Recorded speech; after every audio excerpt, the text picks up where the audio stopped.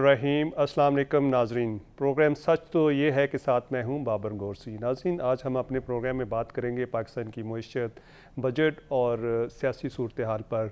और इस वक्त आप देखेंगे 9,502 अरब रुपए का जो बजट है वज़ीर ख़जाना मिफ्ता इस्माइल साहब ने पेश कर दिया है और अब उस पर कौमी असम्बली में डिबेट हो रही है। तो इस वक्त अगर पाकिस्तान की मौजूदा मईशत को देखा जाए, सियासी सूरत हाल को देखा जाए और बजट को देखा जाए, तो पाकिस्तान अपने मुआशी जो है सख्त तरीन हालात में से गुज़र रहा है। और उस सख्त तरीन हालात में वज़ीर आज़म मोहम्मद शहबाज शरीफ कहते हैं कि हमें सख्त तरीन फ़ैसले करने पड़ रहे हैं। जब हमने हुकूमत संभाली तो उस वक्त हमारे पास दो ऑप्शन थे, या तो हम हुकूमत में आते और नए इलेक्शंस का ऐलान कर देते या फिर सख्त फ़ैसले करते। और हमने और जो हमारी जितनी भी हलीफ जमातें हैं उन्होंने डिसाइड किया कि हमने सख्त फ़ैसले करने हैं और मईशत को बेहतर करना है। और इसके लिए मेरी टीम जो है दिन रात काम कर रही है और हमारे जो कोलिशन पार्टनर्स हैं वो भी मुकम्मल ताउन कर रहे हैं।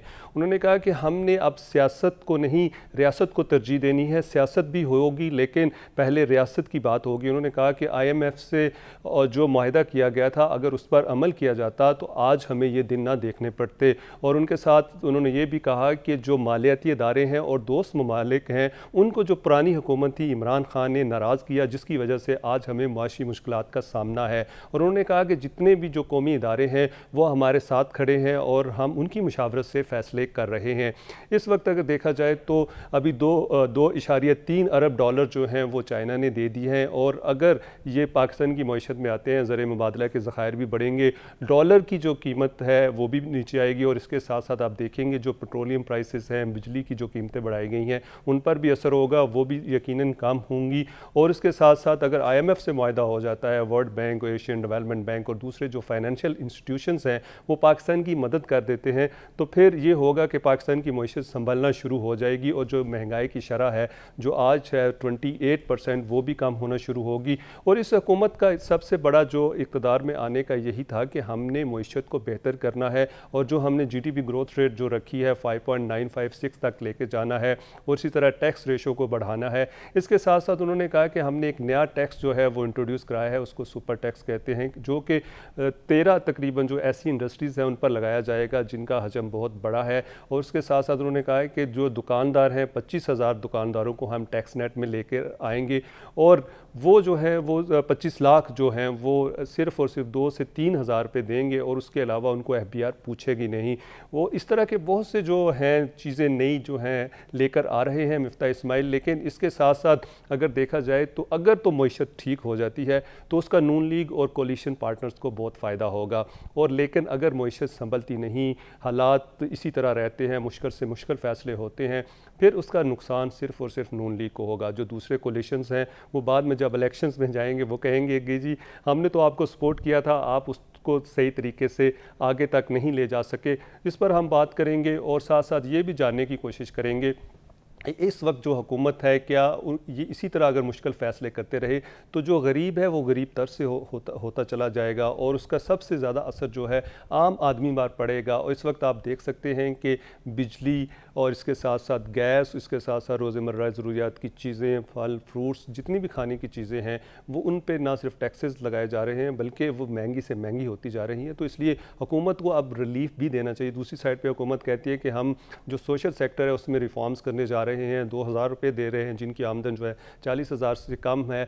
और इसके साथ साथ वो ये भी कहते हैं कि जिसकी आमदन जो है 15 करोड़ होगी उस पर 1% और इसी तरह जिसकी 25 होगी उस पर 2% और जिसकी 30 करोड़ एंड अबव होगी 3 to 4% उस पर टैक्स लगाया जाएगा। इन तमाम चीज़ों पर बात करेंगे और ये भी जानने की कोशिश करेंगे कि इस वक्त जो है हुकूमत, इस्टेब्लिशमेंट और दूसरी जो तमाम जमातें हैं एक सफ़े पर हैं, कहीं इनके दरमियान दरार तो नहीं है। इस पर बात करने के हमारे साथ हमारे मुअज़्ज़ज़ पैनलिस्ट मौजूद हैं। सबसे पहले मैं आपसे उनका तारुफ कराया देता हूँ। फैसल करीम कुंडी साहब हमारे साथ मौजूद हैं, साबिक डिप्टी स्पीकर हैं और मरकज़ी इत्तलात तो नशरियात के सेक्रेटरी हैं पाकिस्तान पीपल्स पार्टी के। फैसल करीम कुंडी साहब, आपका बहुत शुक्रिया कि आपने हमें टाइम दिया। ज़िले हुमा हमारे साथ मौजूद हैं, MNA है, रिज़ाइन दे चुकी हैं लेकिन अभी तक रिज़ाइन एक्सेप्ट नहीं हुआ, तो इसलिए हम उनको कह सकते हैं कि MNA है और PTI से इनका ताल्लुक़ है। ज़िले हुमा, आपका भी बहुत शुक्रिया। डॉक्टर सफदर अली भट्ट साहब हमारे साथ मौजूद हैं और ये माहिर मुआशियात हैं। डॉक्टर साहब, आपका भी बहुत शुक्रिया कि आपने हमें टाइम दिया। सबसे पहले हम चलेंगे डॉक्टर फैसल करीम कुंडी साहब की जानिब और उनसे जानेंगे। फैसल करीम कुंडी साहब, सबसे पहले तो ये बताइएगा कि इस वक्त जो हुकूमत फ़ैसले करने जा रही है, आपने देखा कि शहबाज शरीफ साहब कहते हैं कि हमने मुश्किल फ़ैसले करने हैं और मुश्किल फ़ैसले यही हैं कि ऑयल प्राइसेस बढ़ा दी जाएं, बिजली की कीमतें बढ़ा दी जाएं और इसके साथ साथ जो खाने पीने की चीज़ें हैं वो बढ़ा दी जाएं। लेकिन जब अपोजिशन में होते थे तो कह रहे थे कि जी हमारे पास बहुत से फार्मूलाज हैं, हम ठीक कर सकते हैं। तो लेकिन वो फार्मूलाज कहाँ गए? बिस्मिल्लाहिर्रहमानिर्रहीम। देखें, बिल्कुल आपकी बात दुरुस्त है कि अपोजिशन में जब हम थे तो बिल्कुल हम ये बात करते थे कि महंगाई है, और आज भी हमें इस चीज़ का एहसास है कि इस मुल्क में महंगाई है, लोड शेडिंग पहले से बड़ी है, इसका सजवाब करना पड़ेगा। और ये हुकूमत जो है अपनी भरपूर कोशिश में अपने इत्तेहादी जमातों के साथ मिलकर के जो है महंगाई पे और जो है ये लोड शेडिंग और इन चीज़ों पे काबू पा सकते हैं। देखिए, बिल्कुल ये एक ऐसी चीज़ है कि हमें भी इसका जो है बिल्कुल इल्म है और इस पर हमें काम करना पड़ेगा, क्योंकि अगले साल के आखिर में जब हम इलेक्शन में जाएंगे तो हम माजी की हुकूमत और इस हुकूमत का फ़र्क नहीं दिखा सके, हम लोड शेडिंग में कमी नहीं ला सके, हम लोगों को सहूलियात नहीं दे सके, तो हमें अवाम में जाने के लिए थोड़ी सी मुश्किलात होंगी। लिहाजा हमें अगला इलेक्शन जीतने के लिए इन सब चीज़ों को देखना पड़ेगा, अवाम को रिलीफ देना पड़ेगा और हमें ये बताना पड़ेगा कि हमने इमरान खान की जो हुकूमत ख़त्म की, जो कि महंगाई उस वक्त जो है वो ज़्यादा से ज़्यादा कर रहे थे, तो हमने लोगों को रिलीफ दिए। रिलीफ देंगे, लोग हम पे एतमाद करेंगे और अगला 5 साल जो है वो हमें वोट करेंगे। हाँ जी, ज़िले उमा की जानिब चाहते हैं। ज़िले उमा, आपने फैसल करीम कुंडी की गुफ्तगू सुनी। फैसल करीम कुंडी कहते हैं कि ठीक बात है, मतलब बात उन्होंने बड़ी लगी लिपटी नहीं रखी। उन्होंने कहा ठीक बात है, जब हम अपोजिशन में थे तो उस वक्त कहते थे कि जी हम चीज़ों को ठीक कर लेंगे, लेकिन अगर ठीक ना कर सके तो आवाम में जाना पड़ेगा। अब आप ये बताइएगा कि जो मौजूदा हुकूमत है वो कहती है कि आपकी गलत जो पॉलिसीज़ की वजह से आज हम मुआशी तौर पर यहाँ पर खड़े हैं। बिस्मिल्लाहिर्रहमानिर्रहीम।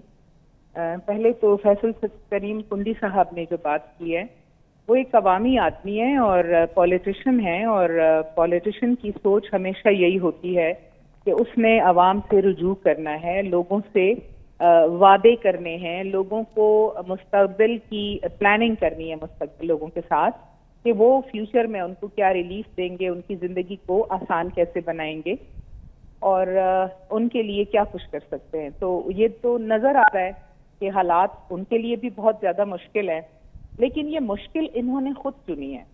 देखें, आप भी कह रहे हैं कि जी इमरान खान ने ये कर दिया और इमरान खान की गलत पॉलिसियों से, तो आपको किसने कहा था कि आप इस हुकूमत के ऊपर आकर कब्जा करें, सब खून मारें, लोटे खरीदें? आपको ज़रूरत क्या थी कि लोगों, देखिए इनको, ये लोग इतने डेस्परेट थे और ये चाह रहे थे कि बस किसी तरह से हो, हमें हुकूमत मिल जाए, हम इस खजाने के ऊपर बैठ जाए जिसको इमरान खान ने और उसके MNAs ने और उनके मिनिस्टर्स ने कतरा कतरा करके जमा किया था।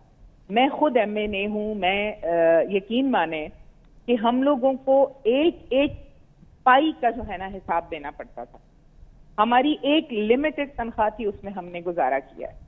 हम इसी प्राइम मिनिस्टर हाउस जाते और हमें 1 या 2 डिशेस से ज्यादा कभी नहीं मिली, और वो भी कभी कभी जब बहुत कोई इंपॉर्टेंट इवेंट होता था तो हम जाते थे। बड़ी बड़ी मीटिंग्स में हमें चाय सैंडविचेस नहीं मिले, चाय, 1 कप चाय और 1 सैंडविचेस नहीं मिला हमें पानी की 1 बोतल दी जाती थी जिसे हम मांग कर लेते थे। खान साहब का कहना था कि ये अवाम का पैसा है, ये गरीब अवाम का हक है, ये टैक्स पेयर का पैसा है, आप लोगों को अपनी जरूरियात के लिए जो तनख्वाह है उसमें आप गुजारा करें। तो इतना कुछ करने के बाद एक शख्स नेकनियती से एक हुकूमत चला रहा था और हम ट्रैक पे भी ले आए थे। आप देखें, सारी रिपोर्ट्स आ रही हैं, इंटरनेशनली भी इस चीज को रिकग्नाइज किया है, माना गया है, हमारी पॉलिसीज को अप्रिशिएट किया गया है। आप लोगों को ये जो बला जो डाली है, ये जो मुसीबत है, ये आप लोगों ने खुद अपने गले में डाली है। अभी भी वक्त है, फ्री एंड फेयर इलेक्शन की तरफ आ जाएं, अपनी अपनी लीडरशिप को समझाएं। ये इज्तिमाई कब्र अपनी खोद रहे हैं। ये इज्तिमाई खुदकुशी कर रहे हैं। सारी पार्टियों ने एक ही बार इस कब्र में दफन होना है, मुझे लगता है। जी बिल्कुल कह रही हैं आपके जी इज्तिमाई खुदकुशी कर रहे हैं। ये तो फैसल करीम कुंडी से पूछेंगे, लेकिन हम डॉक्टर सफदर की जानिब जाते हैं। डॉक्टर साहब ये फरमाइएगा कि बजट को आप कैसे देखते हैं, और दूसरा हुकूमत कह रही है कि सुपर टैक्स, ये सुपर टैक्स क्या होता है या ज़रा ये भी बता दीजिएगा। और दूसरा क्या है कि इसकी कोई मिसाल है किसी दुनिया में सुपर टैक्स की, कि यूरोप में, अमेरिका में, चाइना में और इसी तरह दूसरे ममालिक में? मिसालें तो काफ़ी हैं, लेकिन let me explain you the background. पहली बात यह है कि आमतौर पर पाकिस्तान में जितनी कंपनियां हैं, लिमिटेड कंपनीज हैं, लिस्टेड या प्राइवेट या पब्लिक कंपनीज, वो 29% अपने मुनाफे का बतौर कॉर्पोरेशन टैक्स अदा करते हैं। अब हुकूमत ने यह किया है कि 4%, 4% सबका टैक्स बढ़ा दिया है, यानी कि हर कंपनी अब कम से कम 33% अपने मुनाफे का बतौर कॉर्पोरेशन टैक्स अदा करेगी। उसके अलावा 13 सेक्टर में, जिसमें कि सीमेंट, ऑयल, एनर्जी, ये जो बड़े बड़े सेक्टर हैं, एयरलाइन, उनके जी, ये 13 सेक्टर्स के अंदर इन्होंने एक स्पेशल 6% एडिशनल टैक्स बढ़ाया है, यानी कुल 4% जो हर कंपनी एक्स्ट्रा पे करेगी और 6% जो 13 डेजिग्नेटेड इंडस्ट्रीज पे करेंगी। तो ये टोटल हो गया 10%, जैसे हम सुपर टैक्स का नाम ले रहे हैं। इसके बारे में मिर्ता इस्माइल साहब ने कहा है कि ये सिर्फ 1 साल के लिए लगाया जा रहा है। अब जाहिर है कि ये 1 साल के लिए इसलिए कह रहे हैं कि हमारा बजट 1 साल के लिए ही बनता है और 1 साल के लिए ही है। अब अगले साल इसको वापस ले लेंगे या कंटिन्यू करेंगे, that remains to be seen. अब कहा यह जा रहा है, और ये गलत नहीं कहा जा रहा, कि कोई बिजनेसमैन कोई टैक्स डायरेक्ट हो या इनडायरेक्ट हो वो अपनी जेब से अदा नहीं करता। तो अगर हमने कंपनियों के ऊपर 10% सुपर टैक्स लगा दिया है, तो कंपनियों ने ये पैसा भी आवाम से ही किसी तरह रिकवर करना है, और उससे महंगाई में का एक तूफान आ जाएगा, ये कहा जा रहा है। ठीक है, अब बात यह है कि ये that is a gross exaggeration. Let's step back, जरा एक स्टेप एट अ टाइम देखते हैं। पाकिस्तान में कॉर्पोरेशन टैक्स है, अब जो इस वक्त है वो है 29%। अब 10% से बढ़ के, यानी 1/3 बढ़ के हो जाएगा 39%। आमतौर पे पाकिस्तान में एक कंपनी जो है, जो मतलब लिमिटेड कंपनी है और जो नॉर्मल एक सर्टेन लेवल पे बिजनेस करती है, उसका जो नेट प्रॉफिट होता है जिस पे टैक्स लगता है, वो उसकी टर्नओवर यानी कि सेल्स का 3, 4, 5% से ज्यादा नहीं होता। अगर हम 5% भी ले लें, मैं ग्रॉस प्रॉफिट की बात नहीं कर रहा, मैं नेट प्रॉफिट की बात कर रहा हूं। अगर एक आम कंपनी का नेट प्रॉफिट 5% होता है और उस 5% पे उसको 10% एक्स्ट्रा देना पड़ेगा, तो 5% का 10% हुआ 0.5%। इन अदर वर्ड्स, ये जो एडिशनल सुपर टैक्स लगाया गया है, उसका net impact on the company would be equal to 0.5% of turnover. So therefore अगर इंसाफ की नजर से देखा जाए, तो अगर ये इन्होंने सारा का सारा टैक्स आवाम से यानी अपनी कस्टमर से भी रिकवर किया, तो उनकी टर्नओवर पे 0.5% से ज्यादा की इंक्रीज नहीं आनी चाहिए। लेकिन ये तो है लॉजिक की बात या कॉमन सेंस की बात। अब पाकिस्तान का बिजनेसमैन क्या कहेगा, ओ जी हमारा 10% टैक्स बढ़ गया है, हमने अपने सेलिंग प्राइस पे 10% बढ़ा देनी है। Now if the government let's them do it, and if the government lets the businessman get away with this kind of approach, तो ज़ाहिर है फिर कसूर हुकूमत का है। लेकिन अगर इस चीज को एक रीजनेबल नजर से देखा जाए, तो इससे कोई महंगाई का तूफान आना नहीं चाहिए। आएगा जरूर, लेकिन अगर हुकूमत हर कंपनी के साथ जो भी इस तरह की प्राइस इंक्रीज करते हैं उनके साथ कॉस्टिंग डिस्कस करे, तो आई एम श्योर कि इसका। अच्छा डॉक्टर साहब, आपने ये कॉस्टिंग की बात की है, किस तरह डिस्कस करे? क्या कोई मैकेनिज्म बनाए या कोई इस तरह की क्या पॉलिसीज हो कि वो उनके साथ जाके डिस्कस करें? ओके, इसकी देखिए, हुकूमत है, हुकूमत के जराए हैं, हुकूमत को प्राइस इंक्रीज का पता चल जाना चाहिए। फॉर एग्जांपल, वो पहली बात तो ये है कि हुकूमत से एक बहुत बड़ी गलती हुई है इस बजट की प्रिपरेशन में, may be because they didn't have time, कि उन्होंने इंडस्ट्री के साथ सफिशिएंट डिस्कशन नहीं की। अगर मेरा ख्याल है बट साहब वो टाइम कम था शायद, इसलिए बहुत कम टाइम था, इसलिए नहीं। अब खास करके ये जो आइडिया सुपर टैक्स का आया है, ये मुझे लगता है ये पिछले 4-5 दिनों की पैदावार है। तो ज़ाहिर है इस पर सफिशिएंट डिस्कशन नहीं है, but let's take it one step at a time. First कि हम एक सीमेंट इंडस्ट्री की बात करते हैं, तो सीमेंट इंडस्ट्री की जो कॉस्ट स्ट्रक्चर है वो गवर्नमेंट से छुपा हुआ नहीं है। अब अगर सीमेंट की बोरी एक इस वक्त अगर एक्स रुपीस की बिक रही है, तो अब वो एक्स प्लस 0.5% या एक्स प्लस 1% से ज्यादा की नहीं होनी चाहिए आफ्टर दिस सुपर टैक्स। तो अगर सीमेंट इंडस्ट्री की कीमतें 10% बढ़ती हैं या 8% बढ़ती हैं, तो गवर्नमेंट कैन नॉट से कि ये कैसे हो गया, और government can not, I mean एक reasonable government will not be satisfied अगर वो कहेंगे जी आपने 10% टैक्स बढ़ाया इसलिए हमने 10% सेलिंग प्राइस बढ़ा दी। इस तरह की लॉजिक, ये मतलब आप गवर्नमेंट लेवल पर तो कोई बेवकूफ़ ये बात करेगा कि हमारा 10% टैक्स बढ़ा है तो हमारा रेवेन्यू भी 10% बढ़ना चाहिए। इसी तरह हर इंडस्ट्री की ट्रेड एसोसिएशन हैं, उनके साथ डिस्कस करके एक राह अमल तय किया जाए कि भाई इस इंडस्ट्री पे, फॉर एग्जांपल अगर फार्मास्यूटिकल इंडस्ट्री है तो इस पे नेट इम्पैक्ट जो है वो 0.3% का या 0.4% का पड़ना चाहिए, सीमेंट पे 0.5% का, ऑयल इंडस्ट्री पे इतने % का। ये चीज सिस्टमेटिकली की जा सकती है, अब भी की जा सकती है जी। अब भी की सकता है। फैसल करीम कुंडी की जानिब जाते हैं। फैसल, आपने सुना ज़िले हुमा की गुफ्तगू, वो कहती हैं कि जी हमसे हुकूमत ली और अगर इनसे बजट सही नहीं बनता था, महंगाई कंट्रोल नहीं होती थी तो इनको क्या ज़रूरत थी। उन्होंने कहा कि इन्होंने इज्तिमाई खुदकुशी है उसकी जानिब जा रहे हैं। अब आप ये बताइएगा कि हुकूमत ले ली है, आप समझते हैं कि ये चीज़ों को आप कंट्रोल कर लेंगे, और जो उन्होंने आपके ऊपर इल्ज़ाम लगाया आप समझते हैं कि वो ठीक है? देखिए, मैं तो अब पॉइंट को हमें तो हम खुदकुशी की तरफ या खुदकुशी नहीं करने जा रहे। हमें जो मुल्क इन्होंने जिस तरीके से दिया इकोनॉमिकली, उसको हमने ठीक करना है। हम ये इल्ज़ाम नहीं लगाएंगे और ये बातें नहीं करेंगे जो ये 30 साल के रोना रो रहे थे कि 30 साल में ये हो गया और 30 साल में। अभी भी ये नहीं बता रहे कि 4 सालों में इन्होंने क्या किया, इन्होंने क्या इस मुल्क की बेहतरी के लिए क्या कुछ किया। सिर्फ ये रोना रो रहे हैं कि जी हमारे खिलाफ अमेरिकन साजिश, और इनको पता है कि पाकिस्तान की आवाम का सेंटिमेंट एक अमेरिका के खिलाफ है।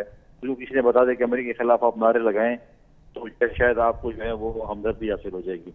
आपको किसी ने निकाला, आपको अदम एतमाद के जरिए जमहूरी तरीके से निकाला गया। आपके जो इत्तेहादी थे वो अपने साथ छोड़ गए थे, वो हमारे साथ आ गए थे, और जो है हमने कभी ये नहीं कहा कि हम खुदकुशी करेंगे। वो खान साहब थे जब कह रहे थे कि मैं अगर कशकोल लेके कहीं गया तो मैं खुदकुशी कर लूंगा। हम नहीं चाहते खुदकुशी हराम होती है, लेकिन उन्होंने खुद कहा था कि मैं खुदकुशी कर लूंगा। अब ये है कि आप जमहूरी तरीके से आपको निकाला गया है। बिल्कुल आपकी जो राय है उसका हम एहतराम कर रहे हैं। हम बिल्कुल इलेक्शन कराएंगे, अक्टूबर 2023 में इलेक्शन कराएंगे। आप आए, फ्री एंड फेयर इलेक्शन होगा और आप अवाम में जाएं। अगर अवाम आपको वोट करेगी तो आप हुकूमत में आ जाए, अगर नहीं करेगी तो फिर अपोजिशन का रोल प्ले करें। फिर एक और साजिश का बहाना बनेगा, किसी और ने साजिश हमारे खिलाफ कर दी। लेकिन ऐसी चीजें नहीं होती। हमें भी माजी में जो है डिक्टेटरों ने पाकिस्तान पीपल्स पार्टी की हुकूमत खत्म की थी, लेकिन पाकिस्तान पीपल्स पार्टी की लीडरशिप ने कभी ये नहीं कहा था कि पाकिस्तान 3 टुकड़े हो सकता है। ये जो है मैं जो है अगर ये इनको हुकूमत देने से अच्छा था इस मुल्क पे एटमी धमाका हो जाए या मिसाइल टेक्नोलॉजी के खिलाफ जो बातें की थी। देखिए, ये तो इक़्तिदार की चीजें। अगर आपको इक़्तिदार इतना अजीज है और आप इस किस्म के बयानात पाकिस्तान की सलामती के खिलाफ दे रहे हैं, तो मैं नहीं समझता कि एक अच्छा इल्जाम कर रहे हैं। आपके जो मैं तो कहता हूँ कि ये तो फ्रेंडली अपोजिशन बने हुए हैं। देखिए, पार्लियामेंट में, कौमी असम्बली में ना आके ये फ्रेंडली अपोजिशन को रोल प्ले कर रहे हैं। अगर ये कौमी असम्बली में होते तो शायद हुकूमत को मुश्किलात होती बिल पास कराने में, क्योंकि बहुत कम मेजॉरिटी थी। तो ये तो इनके तो बड़े शुक्रमंद हैं कि इन्होंने एक फ्रेंडली अपोजिशन का किरदार अदा कर रहे हैं। बड़ी आसानी से जो है बिल पास हो रहा है। लेकिन दूसरी बात यह है कि हमने जो वादा किया था इलेक्टोरल रिफॉर्म्स का, हम इलेक्टोरल रिफॉर्म्स कराएंगे और इंशाअल्लाह ताला हम फ्री एंड फेयर इलेक्शन की तरफ जाएंगे। और ये जो मुल्क हमें दिया इसको हमने बेहतर करना है। हम ये नहीं कहेंगे इन्होंने जो भी किया तबाह बर्बाद जो भी मिल दिया। इन्होंने तो कहा था कि हमारी बम्पर क्रॉप हुई है गन्नम की, हमारी बम्पर क्रॉप हुई है गन्ने की, ये तो ये राग रोते थे। लेकिन फिर हमें पता चला कि अब तो गन्ना भी बाहर से मंगा रहे हैं, हम तो चीनी भी बाहर से मंगा रहे हैं और क्रॉप हमारी बम्पर हो गई है। अभी बम्पर क्रॉप की तो हमें समझ नहीं आ रही थी कि बम्पर क्रॉप से हम एक गरीब मुल्क है। हम माजी में 2008 में जब हमें हुकूमत मिली थी, हम गंदम जो है वो इम्पोर्ट कर रहे थे। लेकिन बहुत जल्द हम गंदम एक्सपोर्ट करने की पोजीशन में हो गए थे। अभी भी हमें जो है एग्रीकल्चर पे जोर देना पड़ेगा, हमें अपने एग्रीकल्चर को ठीक करना पड़ेगा, हमें जमींदारों को एक अच्छे रेट्स देने पड़ेंगे, हमें जमींदारों को सहूलियात देनी पड़ेगी अगर हमने उस मुल्क को तरक्की की तरफ लेके जाना है।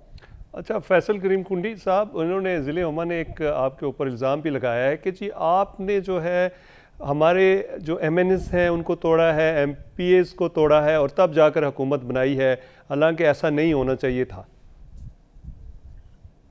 देखिए किसको तोड़े, नाम तो बता देना।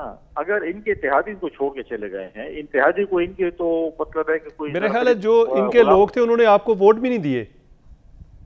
इनके 20 मेंबर्स ने इनके ऊपर खुद इल्जाम किया, इनके पॉलिसी से नालाम थे, इनकी पार्लिमानी पार्टी की मीटिंग में बोलते थे, इनकी बाकी मीटिंग में पार्लियामेंट में खड़े होकर बोलते थे। उन मेंबर्स ने तो वोट नहीं डाला। आपके तो अपने जो पुराने इत्तेहादी जो आपके थे उन्होंने वोट किया, उन्होंने हमारे साथ मिलकर हमें वोट किया। अगर आप कहें कि इत्तेहादी आपके जर खलीद गुलाम थे और सारी उम्र आपके साथ रहते तो ये नहीं था। ये इत्तेहादी तो हमारे साथ 2008 में थे, 2013 में PMLN के साथ भी थे, अब आपके साथ रहे हैं। हमने तो कहा था हम आपको सियासत, आपके तो ऐसी इत्तेहादी थे कि चौधरी रियाद हुसैन साहब जब बीमार थे आपको आपके तौसत के वज़ीर आज़म में 10 दौरे लाहौर के पूछे नहीं गए, लेकिन जिस वक्त जो है बिलावल साहब और जरदारी साहब गए तो फिर आप भी लैंड में खड़े होकर पहुंच गए थे कि हम भी पूछ लेते हैं। हमने तो आपको सियासत सिखाई है, हमने तो कहा था हम आपको सिखाएंगे। अभी भी आपको वक्त लगेगा सियासत सीखने में आपके लीडर को, और वो जो है मतलब है कि ये चीजें जो है आपके इत्तेहादी आपको छोड़ के गए हैं, आपने उनकी कदर नहीं की, आपके अपने MPAs आपको छोड़ के गए हैं। तो अगर आपके अपने MNAs और आपके MPAs और आपके इत्तेहादी आपको छोड़ के जाते हैं तो उसका ये मतलब नहीं है कि आपके खिलाफ साजिश हो रही है।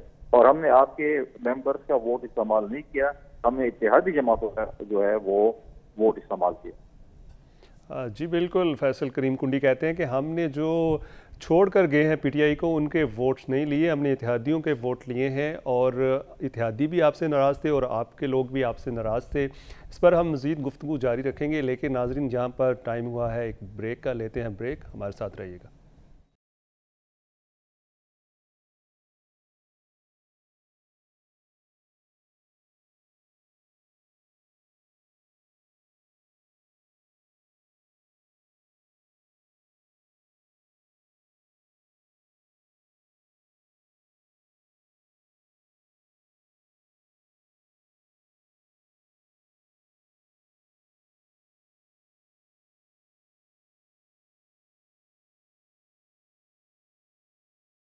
नाज़रीन, आपको अपने प्रोग्राम में दोबारा खुशामदीद कहते हैं। हम बात कर रहे हैं पाकिस्तान की मईशत, बजट और सियासी सूरत हाल के हवाले से। हमारे साथ फैसल करीम कुंडी साहब, पाकिस्तान पीपल्स पार्टी से उनका ताल्लुक़ है, वो मौजूद हैं।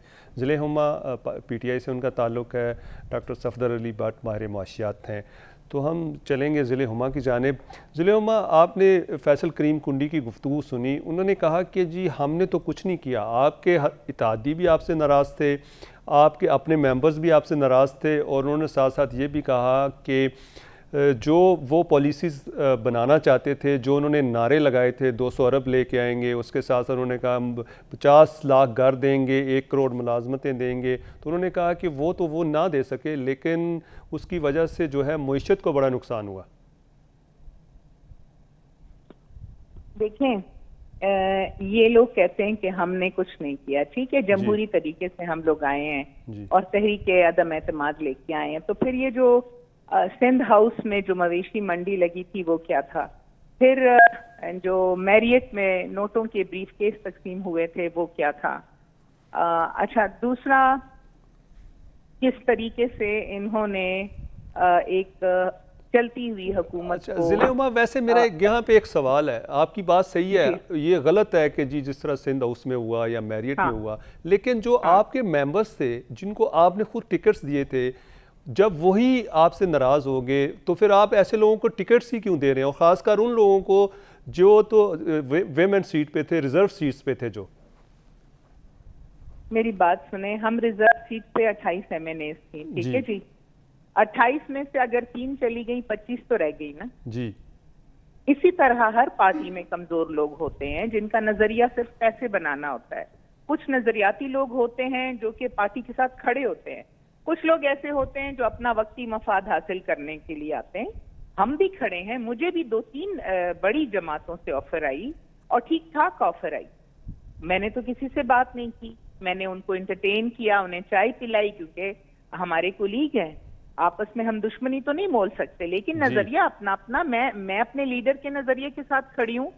मेरा मकसद जो मेरे लीडर की आइडियोलॉजी है, मैं उसी को फॉलो करूंगी। ये अगर उनमें हम में से कोई चले गए तो इसका मतलब है कि वो लीडर की आइडियोलॉजी के साथ थे ही नहीं, वो अपना जाती मफाद लेकर आए थे, वो पैसा बनाना चाहते थे, जिधर उनको चमक दिखाई दी उसी तरफ चले गए। मैं तो कभी भी उनकी वकालत नहीं करूंगी। हमारे हाथ, देखिए, हम सब फरिश्ते तो नहीं होते ना तो पीपल्स पार्टी में सारे बुरे और सारे अच्छे हैं, ना नून में सारे अच्छे ना सारे बुरे, ना पीटीआई में सारे के सारे फरिश्ते। ये हमारी कमजोर लोग थे जिनकी कमजोरी का इन्होंने फायदा उठाया, उन्होंने अपनी कीमत लगाई, इन्होंने कीमत चुकाई और वो चले गए। हिसाब किताब सबके सामने है। लेकिन ये खरीदार थे तो वो बिके ना जी। इससे पहले भी तो 3-3.5 साल हम चला ही रहे थे ना। ये बात तो नहीं हो सकती कि ये जो तरीका था। देखिए जिले उमा, अगर वो आपके साथ भी रहते, कोलिशन पार्टनर्स तो आपको छोड़ चुके थे, अगर वो साथ भी रहते तो तब भी तो आपकी हुकूमत जाती थी। कोलिशन पार्टनर तो डे 1 से कोई ना कोई मुतालबा करते और खान साहब उनकी डिमांड पूरी करते। हमने तो देखे, खान साहब कोई खुश तो नहीं थे इस गवर्नमेंट से, लेकिन वो चला रहे थे। उनके लिए ये गवर्नमेंट कांटों की सेज से कम तो नहीं थी। हर रोज रूठना, हर रोज मनाना। मैं खुद कितनी शोज में गई हूँ, हम हर रोज उनको डिफेंड कर रहे होते थे। जी आज काफ नाराज है, आज जो है तो बाप पार्टी नाराज है, आज वो नाराज है, आज MQM ने ये मुतालबा कर दिया, पर हम लोग उनको लेके साथ चल रहे थे। जब रिजीम चेंज की बात अगर ये इसमें झूठ होता ना, या खान साहब का बयानिया कमजोर होता, तो ये चीज इतनी ज्यादा, मतलब ऐसी कौन सी रॉकेट साइंस है जिसने सारी पार्टियां जो 40 साल से एक दूसरे की जानी दुश्मन थी, वो सब एक ही दस्तरखान पे आके बैठ गई? कैसे हुआ? आखिर इसके वो ये कहते हैं, उनका ये मौक़िफ़ है जिले हुमा, बहुत बड़ी तहरीक चली है, बहुत बड़ी गेम चली है, बहुत बड़ा पैसा चलाया गया है, इन सबको बहुत बड़ी बड़ी ऑफर्स आई हैं। जिले उमा, उनका ये कहना है कि वो ज़ाती कार्रवाइयाँ करते थे, इंतकामी कार्रवाइयाँ करते थे, और वो सिर्फ़ और सिर्फ ज़ातियात पे हमले करते थे, और हमें पॉलिटिकल विक्टिमाइजेशन का हम शिकार हो रहे थे, इसलिए सारे इकट्ठे हो गए। ये तो जाहिर है, अब जब आप कोई गलत काम करते हैं तो उसके लिए आप कोई ना कोई जस्टिफिकेशन तो देते हैं, मगर आजकल सोशल मीडिया का दौर है, इनके पुराने बयानिए भी सबके सामने हैं। कोई किसी का पेट फाड़ रहा था, कोई किसी को सड़कों पे घसीट रहा था। यही मरियम नवाज, यही नवाज शरीफ दिन रात एस्टेब्लिशमेंट को गालियां दिया करते थे। अच्छा, अब ये फैसल करीम कुंडी कहते हैं कि हमने ये नहीं कहा कि पाकिस्तान के टुकड़े हो जाएं। बिलावल भुट्टो का बयान कि सिंधु देश क्यों नहीं बन सकता जब बांग्लादेश बन सकता है। क्या बात करते हैं आप लोग?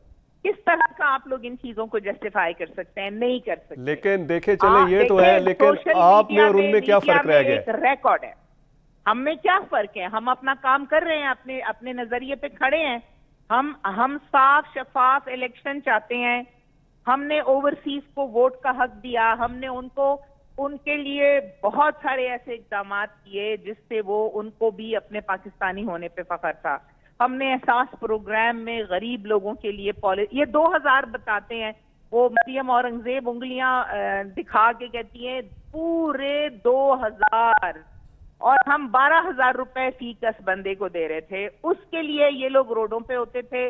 हर रोज एक पार्टी जो है ना भंगड़े डालते हुए इस्लामाबाद का रुख कर रही थी, फिर कभी दूसरी पार्टी आ रही थी, कभी फजलुर रहमान ढेरा जमा के बैठ गए थे कि जी महंगाई है, जी ये है। अब फजलुर रहमान कहाँ चले गए? इसराइल को भी इन्होंने तस्लीम करना है, अभी इन्होंने अमेरिका को अड्डे भी देने हैं, अभी उन्होंने हर वो काम करना है। अच्छा, वो ये सारे ये कहते हैं कि जो जितने मालियाती इदारों से और अमेरिका से, चाइना से, सऊदी अरेबिया से, और जितने जो ताल्लुकात ख़राब हुए हैं वो इमरान खान की वजह से हुए हैं। ना चाइना से ख़राब है, ना सऊदी अरब से ख़राब है, किसी से भी ख़राब नहीं है। बल्कि तुर्की और चाइना तो इनको पैसे देने पे रजामंद भी नहीं थे। ये तो अगर एस्टेब्लिशमेंट बीच में ना आती और आर्मी चीफ और दूसरे जो है उनकी एक रेपो है, एक इज्जत है, अच्छी बात है। देखें ना, जो एस्टेब्लिशमेंट है वो भी पाकिस्तान की है, आर्मी चीफ भी पाकिस्तान के हैं। ये तो एस्टेब्लिशमेंट को दुआएं दें देखें, कि जब आपकी हुकूमत थी जिले उमा, उस वक्त भी तो एस्टेब्लिशमेंट करती थी रोल प्ले। और हमने तो देखें, हमने तो फैटफ के बाद का जब ये हम ग्रे लिस्ट पे निकले हैं, फैटफ का भी आप देख रहे हैं 1920 से लेकर जी आपकी 20 तक 21 तक फैटफ ने आपको बता दिया कि इन्होंने हमारी शराइत मानी, तो इसलिए आपको हम ग्रे लिस्ट से निकाल रहे हैं। तब खान साहब ने भी और हमारे जितने पीटीआई, लेकिन देखें फैटफ का ठीक है, हम ये नहीं कहते एस्टेब्लिशमेंट। और देखें, बात सुने आप ना, इदारे को हुकूमत से और हुकूमत को इदारे से अलग नहीं कर सकते जी, ऐसे ही है। जब ये सब एक पेज पे होते हैं, म्यूचुअल अंडरस्टैंडिंग के साथ चलते हैं, कुछ दो और कुछ लो की बुनियाद पे मुल्क चलता है। कुछ आप अपना रोल प्ले करते हैं, हुकूमत अपना रोल प्ले करती है, अवाम अपना रोल प्ले करती है। जी बिल्कुल, जिलेमा आपसे हम बात जारी रखते हैं। डॉक्टर सफदर साहब को भी इसमें शामिल कर लेते हैं। डॉक्टर साहब, मैंने आपसे ये जानना था, नंबर 1 तो स्टॉक एक्सचेंज जो है वो इस वक्त जो है डाउन जा रही है। कल आपने देखा है कि डॉलर की जो कीमत है वो 4 रुपये कम हुई है, तो स्टॉक एक्सचेंज में थोड़ी सी तेज़ी आई है।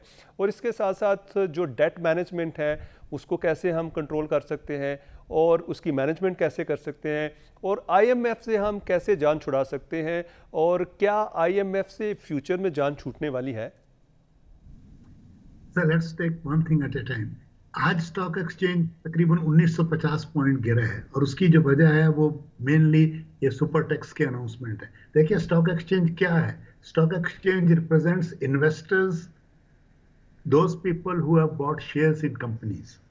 अब जब कंपनियों के प्रॉफिट में से एक्स्ट्रा 10% ले लिया जाएगा, तो जो कंपनियां डिविडेंड तकसीम कर सकती हैं उसके अमाउंट में कमी हो जाएगी। In other words, in the next 2-3 years the investors now expect a lower rate of return on the shares held by them.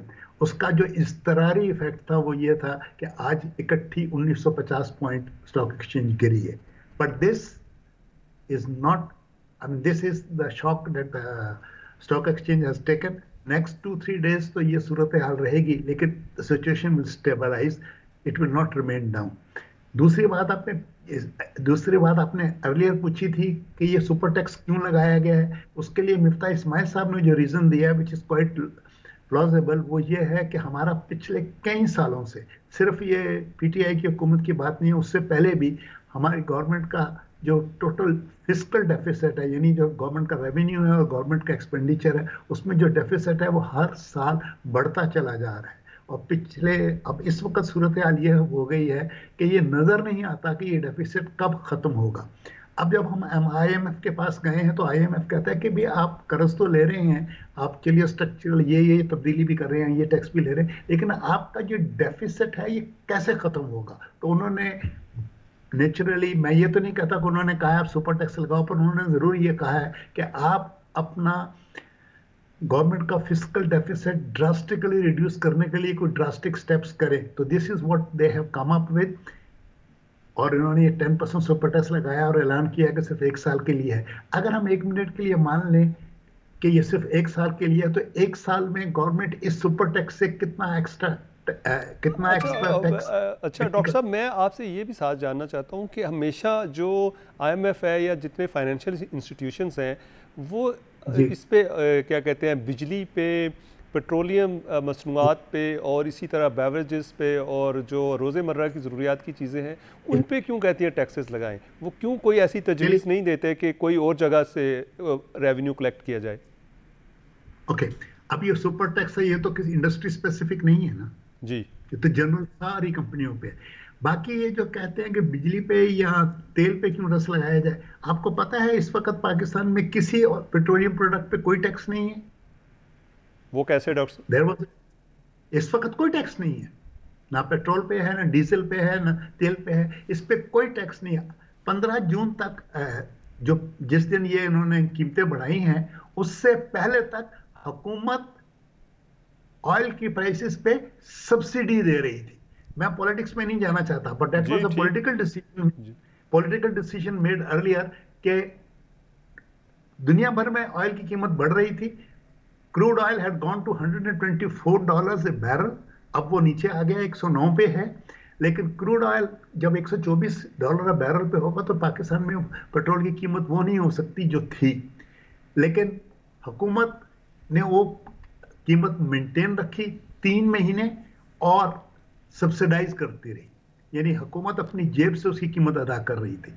जो मिफ्ता साहब की हुकूमत ने किया है आके, वो ये है कि उन्होंने तमाम सब्सिडीज 3 किस्तों में वो तमाम सब्सिडीज विड्रॉ कर ली है। इस वक्त पाकिस्तान में पेट्रोलियम प्रोडक्ट्स पे कोई टैक्स नहीं है। और ये भी मैं आपको बता दूं कि अब जो इंटरनेशनल प्राइस गिर रही है ऑयल की, क्रूड ऑयल की गिर रही है, और थोड़ा बहुत पाकिस्तान में डॉलर की वैल्यू भी थोड़ी अब गिरनी शुरू हो गई है, पाकिस्तान का रुपया थोड़ा सा स्ट्रेंथन हुआ है, तो इसकी वजह से पाकिस्तान की जो पेट्रोलियम प्रोडक्ट्स की कॉस्ट है वो गिरेगी। लेकिन फोर्सीएबल फ्यूचर में आप ये मत सोचें कि रिटेल प्राइस जो है पेट्रोलियम की वो कम होगी। जो डिफरेंस, जितनी कीमत गिरेगी उतना गवर्नमेंट पेट्रोलियम लेवी या सेल्स टैक्स लगा के वो जो। अच्छा डॉक्टर साहब, ये चीज़ें आपको फ्यूचर में ये पेट्रोलियम प्राइसेस और जो बिजली की प्राइसेस हैं कम होती नजर आती हैं या डॉलर नीचे जाता नजर आता है? मुझे 1 साल तक पेट्रोलियम प्राइसेस में कोई किसी कमी की कोई सूरत नजर नहीं आती। अगर हमारी कॉस्ट कम भी हो जाती है तो हुकूमत उतना ही टैक्स लगा के अपना रेवेन्यू इंक्रीज करने की रेवेन्यू। अच्छा, फैसल करीम कुंडी की जानिब जाते हैं। फैसल, आपने ज़िले हुमा की गुफ्तगू सुनी, डॉक्टर साहब की गुफ्तगू सुनी, वो कहते हैं कि 1 साल तक तो नीचे नहीं जाती। तो अब ये बताइएगा कि अब आपकी क्या स्ट्रेटजी है? आप भी हुकूमत का हिस्सा हैं, सिंध में भी आपके financial decision, that is a sensible financial decision as opposed to political decision. It will be sensible not to reduce it. जी फैसल, आप मेरी आवाज़ सुन सकते हैं? जी, आपकी आवाज़ आ रही है। जी, मैंने कहा अब आप किस तरह इसको करेंगे? आप भी हुकूमत का हिस्सा हैं और इस वक्त इकोनॉमिक सिचुएशन जो है वो बहुत मुश्किल है, और अगर आप मुश्किल से ना निकल सके तो जिस तरह आपने खुद कहा कि वोट लेने हैं, तो फिर तो जो इम्पोर्टेड हुकूमत की बात कर रहे हैं, जो रजीम चेंज की बात कर रहे हैं, फिर तो लोग उनका साथ देंगे। देखिए, हमेशा लीडरशिप वही होती है कि जो मुल्क को बोरा। अगर आप एक अच्छी सी हुकूमत मुझे दें, सब कुछ शांति हो तो, और मैं हुकूमत करूँ, ये तो लीडरशिप स्किल्स नहीं है। लीडरशिप स्किल्स उसको पता चलते हैं और जब आप मुल्क को बहराव से निकालते हैं। ज़िले उमा साहबा की पार्टी ने जो हमें मुल्क तोहफे में दिया है उसको मैं ठीक कर रहे हैं। अगर ये क्रेडिट लेना चाहती हैं FATF का फॉर टाइमिंग, हम अगर क्रेडिट दे भी दें तो फिर तो ये भी बता दें कि फिर जो हमने जो आज महंगाई की इन्हीं की वजह से किया है। अगर FATF अप्रूवल लेती है तो फिर ओनरशिप तेल की कीमतों का, गैस की कीमतों का, बिजली की कीमतों का ये भी लें कि ये हमारी वजह से हुआ है।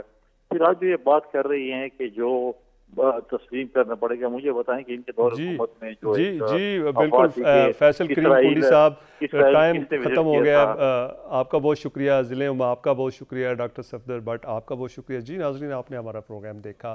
मेहमानों का यही कहना था कि हम अपनी तरफ से कोशिश कर रहे हैं, जो हुकूमत है वो कहती है कि कोशिश कर रहे हैं कि किसी तरीके से इकॉनमी को बेहतर कर लिया जाए। जो हमारे मुआशियात हैं वो कहते हैं कि मुश्किल फ़ैसले हैं लेकिन इनके असरात आएंगे, लेकिन जल्दी नहीं, 1 साल के अंदर अंदर आएंगे। ज़िले उमा कहती हैं कि जो इम्पोर्टेड हुकूमत है और इन्होंने मिलकर हुकूमत बनाई है इस्टेब्लिशमेंट के साथ। इससे पहले तो इस्टेब्लिशमेंट जो है वो आपका साथ देती थी, उस वक्त इस्टेब्लिशमेंट ठीक थी। आज तक के लिए इतना ही। अपने मेज़बान को इजाज़त दीजिएगा। अल्लाह हाफ़िज़।